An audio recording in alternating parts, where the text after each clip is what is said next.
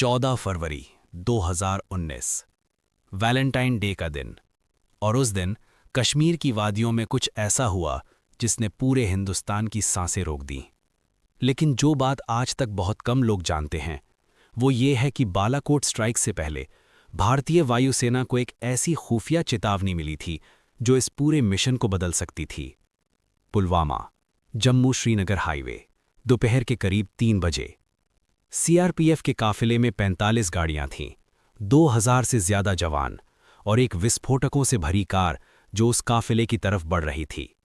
धमाका इतना जबरदस्त था कि आसपास के गांवों की खिड़कियां टूट गईं। 40 से ज्यादा जवान शहीद हो गए।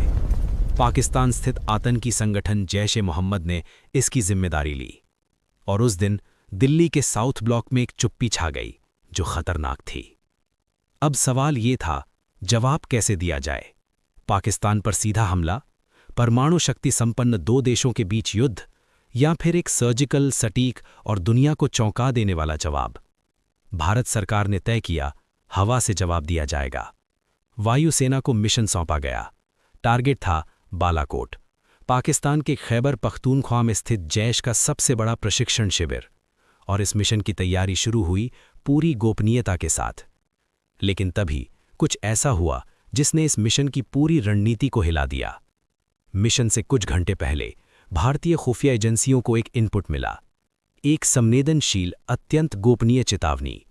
पाकिस्तानी वायुसेना अलर्ट पर थी। कहीं से संकेत मिले थे कि पाकिस्तान को भनक लग चुकी है। उनके F-16 तैयार हो रहे थे, राडार सक्रिय थे, और अगर भारतीय मिराज 2000 विमान पाकिस्तानी हवाई सीमा में दाखिल हुए तो वो अकेले नहीं लौटेंगे। राष्ट्रीय सुरक्षा सलाहकार अजीत डोभाल, वायुसेना प्रमुख और कैबिनेट के शीर्ष अधिकारी एक कमरे में बंद थे। मिशन रोका जाए या आगे बढ़ाया जाए? बाहर दुनिया सो रही थी, लेकिन भारत की उस रात में कुछ लोगों के कंधों पर 1 अरब से ज्यादा लोगों का भविष्य था। अमेरिका दबाव डाल रहा था, संयम बरतो। चीन चुप था, लेकिन उसकी चुप्पी भी एक संदेश था। और पाकिस्तान खुलेआम कह रहा था कि हम किसी भी हमले का जवाब देंगे। इतने दबाव के बीच भारत ने फैसला किया, मिशन जारी रहेगा। 26 फरवरी 2019 तड़के 3 बजे के करीब 12 मिराज 2000 विमान अंधेरे में उड़ान भर चुके थे। वो उड़ान भर रहे थे उस दिशा में जहां से गोलियां नहीं बल्कि इतिहास लिखा जाना था। पायलटों को पता था कि खतरा सिर्फ टारगेट से नहीं बल्कि आसमान से भी था। लेकिन उन्होंने अपने विमानों की नाक उत्तर पश्चिम की तरफ मोड़ी और आगे बढ़ते रहे। मात्र कुछ ही मिनटों में बालाकोट के ऊपर आसमान रोशन हो उठा। स्पाइस 2000 बम अपने टारगेट पर गिरे और जैश-ए-मोहम्मद का वो शिविर जहां आतंक पाला पोसा जाता था वो राख में बदल गया। भारत ने वो कर दिखाया जो साल 1971 के बाद किसी ने सोचा भी नहीं था। लेकिन वो खुफिया चेतावनी सच निकली। अगले ही दिन 27 फरवरी को पाकिस्तानी F-16 भारतीय सीमा में घुस आए।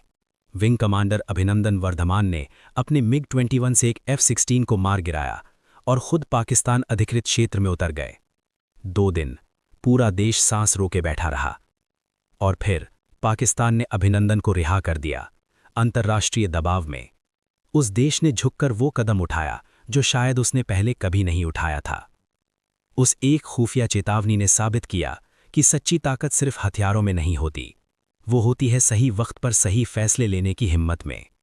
बालाकोट सिर्फ एक एयर स्ट्राइक नहीं थी, वो एक संदेश था, एक देश का, एक दुनिया को, कि हम अब वो नहीं रहे जो चुपचाप सह लें।